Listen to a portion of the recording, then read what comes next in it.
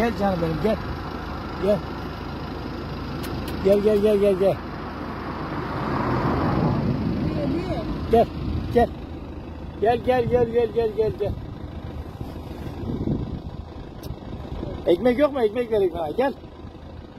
Ekmek yok mu? Ya bundan sonra ekmek yalasın. Sana haberimiz olsa da ekmek getirdim ama vallahi ne bileyim sen burada bekliyorsun. Ya sen burada beklediğin bize sana ekmek getirmez miyim ben?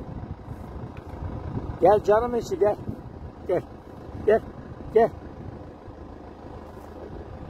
Yuh. Niye tüydese gene?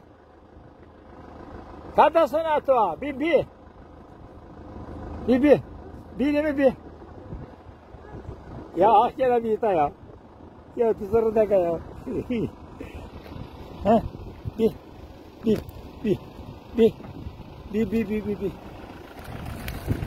Gel.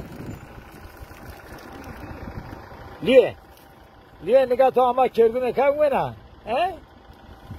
Ama kergüne ne o? He?